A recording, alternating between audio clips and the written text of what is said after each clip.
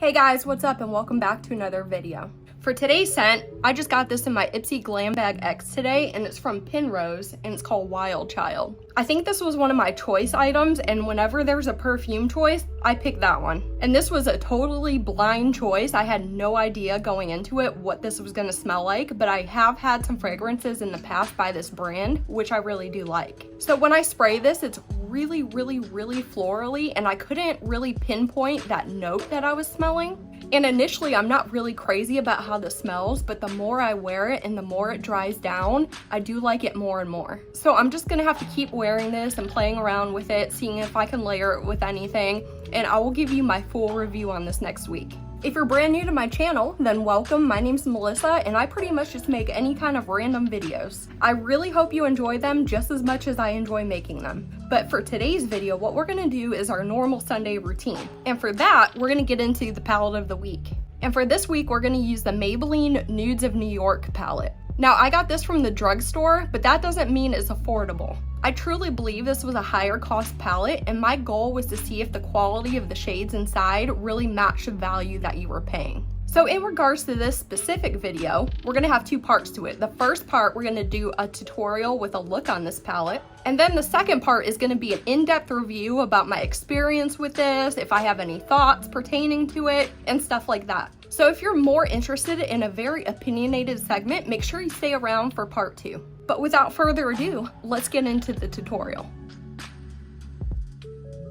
Hey guys, welcome to part 1, which is the tutorial, and you know I always like to start with my prep steps. So I already put a moisturizing product on my eye area, and I already went ahead and went in with some primer. So as I normally do, I'm gonna go ahead and tight line between my upper lashes, and for that I'm just gonna use a black eyeliner. Now keep that pencil hanging around because we're gonna use this on the waterline in a future step. So the look that we're gonna be creating today is called a reverse blend. So you know how everybody tends to put a dark shade on the outer corner of a look to create depth? I thought it would be fun to put the darker color on the inner corner and to further extend the eye look out, but to end on the lightest shade in the palette. So we're still creating the depth in the look, except it's on the opposite end. So for my first step for the actual eyeshadow, I'm taking one of my favorite detail brushes, you know, the ones I always use. And if you're ever interested in any of the brushes that I use, I have all the names and everything linked down below. And the first shade I'm gonna dip into is called Voyager. And I'm putting this on the very inside of my inner corner. And I'm taking it all the way onto the lid as well. So now we're ready to blend that into our next shade, which is called Explorer. And just so you know, I'm using the same brush for this entire gradient. This is a very multifunctional brush. So I'm just gonna continue my line up top first so I can keep my shade. And once I get that top line completely finished the way I want it to, I'm just gonna fill in the entire section. I also don't worry about any blending until I'm complete with every single segment. So once I'm done with that, I dip into my next shade, which is called Heroin. And make sure you tap your brush off with each shade because this is a very dusty palette. I've been really tapping off my brush between each shade, and you can see all that fallout I got going on my face right now. So I'm gonna take this shade and further continue this line. And once I'm satisfied with that, I'm gonna continue by filling in this little segment. And then for this next part, I'm gonna take the shades Protector and Soloist and mix them together onto my brush. And then, like always, work on the top section first. And then go ahead and fill that in. And then for this last part, I'm going into the shade called Artist, and this will be your lightest shade in the palette. And what I did for this outer corner is I brought down that line until it was parallel to my outer corner.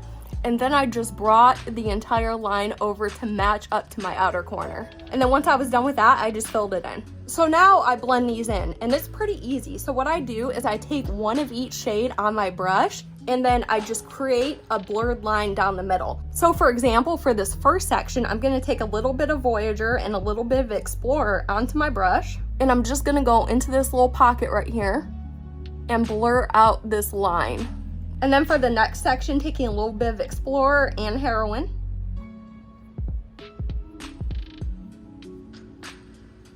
And then for the next section, taking Heroin and the two other shades we mixed together, which was that little purple and the light pink.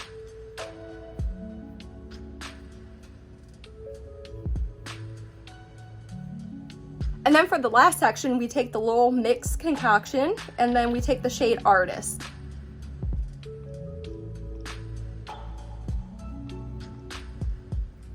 Okay, so now if you look at my eye, you can see my complete shape is done. On the inner corner is the darkest, on the outer corner we have our lightest shade. So now we get to do the most fun part of this look. We're gonna outline it with the shimmer shade. So for this part, I'm taking a really tiny liner brush, and the first thing I'm gonna do is soak it with some water. A wet brush for this step really makes a big difference. And then I'm gonna head into the shade called Pioneer, and I'm gonna start placing a border around this entire shape.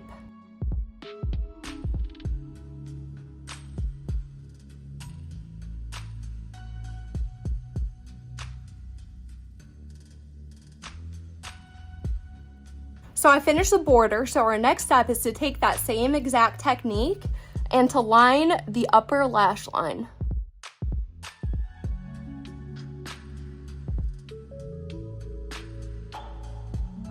And once you get to the outer corner, connect the outer corner with that little top arch.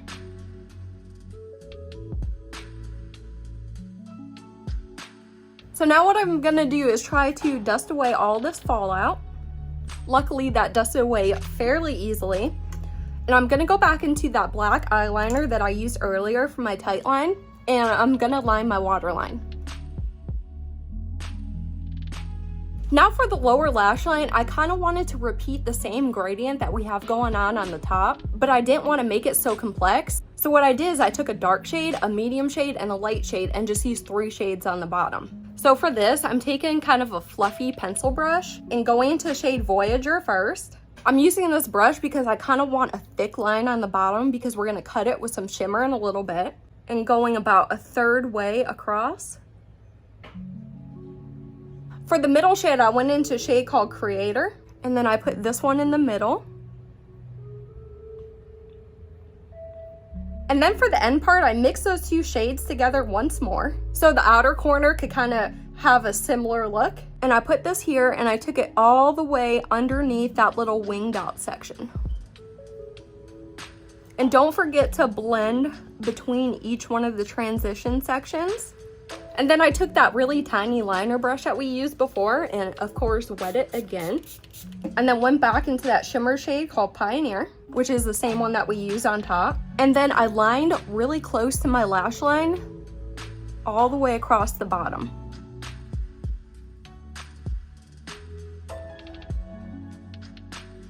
Now I'm taking my all-purpose detail brush and going into shade Originator, and I'm gonna put this into the inner corner. And I'm also gonna dust some onto the high point of my brow bone. So I'm gonna go off camera and do some mascara, and then I'll be back and we can talk about this look. Okay guys, so here's the finished eye look. I completed it with Item Beauty Lash Snack Mascara, which is my current favorite. And what do I think about this look? Well, I wouldn't say it's my favorite thing in the world, but it's my take on how to play with neutrals.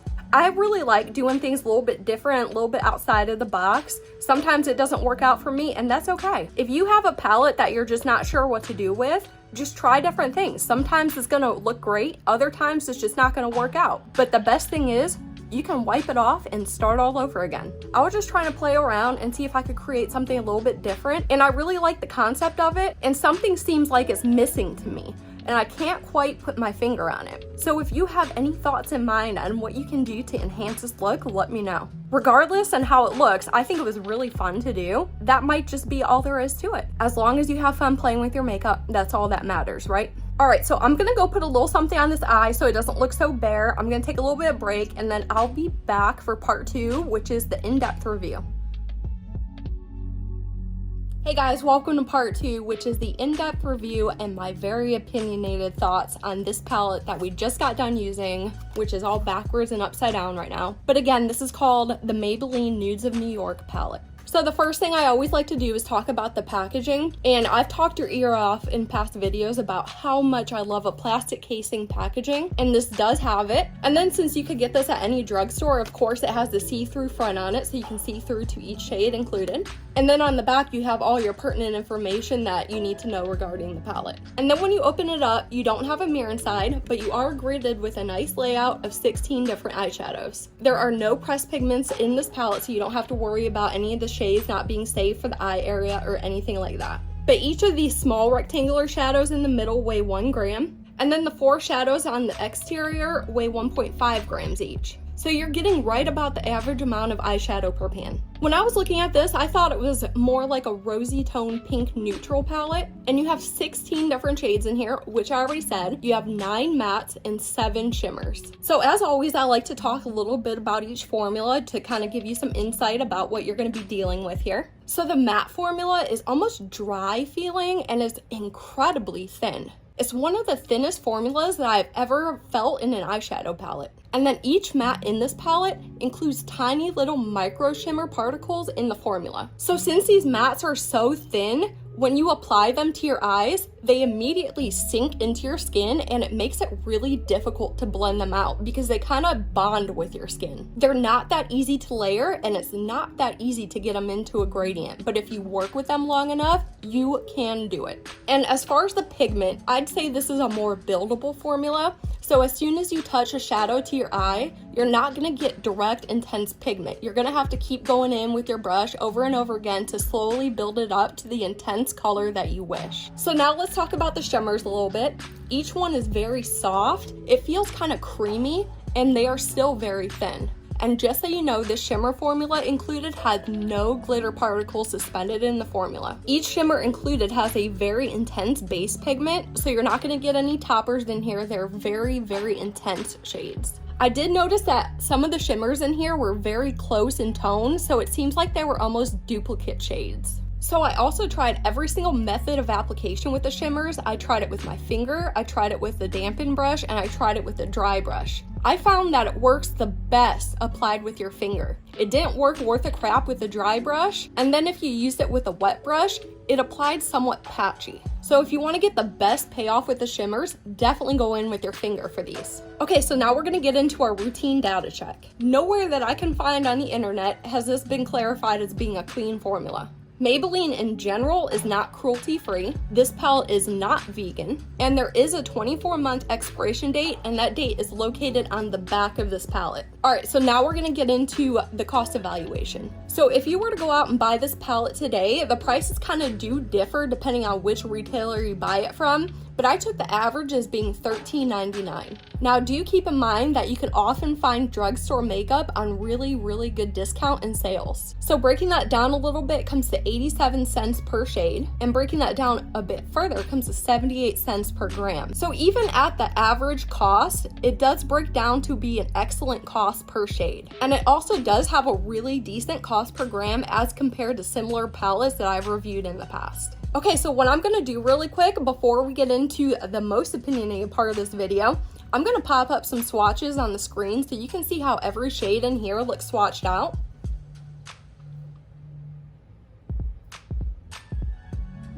Okay guys, so now we're gonna get into my recommendation. And the first thing I like to talk about is patching, creasing, staining, and blendability. I did notice as I was playing around with this palette that some of the deepest shades in here did show a little bit of patchiness. After wearing this palette on my eyes for 4 hours, I didn't have any distinct creasing, but it did show a lot of wear down. I didn't get any staining from this palette. And like I said earlier in this video, I did have quite a time blending this out because the shades really bond to your skin. As far as kickback and fallout, I got a significant amount of each. This is one of the dustiest palettes I've ever used in my life. Even when I tap off my brush excessively, I still get a ton of fallout on my face. So this is definitely an eyes before base type of palette. But if you've seen this on the shelves and always been curious about it and wanted to know about it, I personally cannot recommend this. And of course, I have 3 reasons why I feel that way. The first reason is because it's really difficult to blend. I cannot recommend a palette to you that doesn't work with ease. No matter your skill level, the shadow should always work for you, not against you. And this formula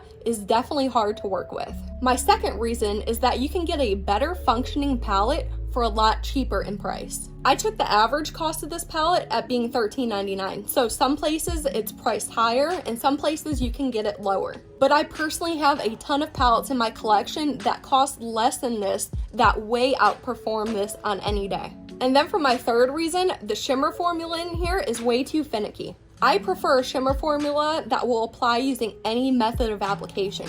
I personally don't want one that only works if I apply it with my finger. I'm not a person that likes to stick my fingers in my makeup, so if I can't apply it properly with a brush, I'm not happy with it. And as I was testing this, the best way to use it is with your finger, so that makes me not very happy. And for all those reasons, I say stay far away. Alright guys, that's all I have for today's video. If you did enjoy it, please give me a giant thumbs up, and if you didn't like it, just hit that thumbs down button. And until next time, bye!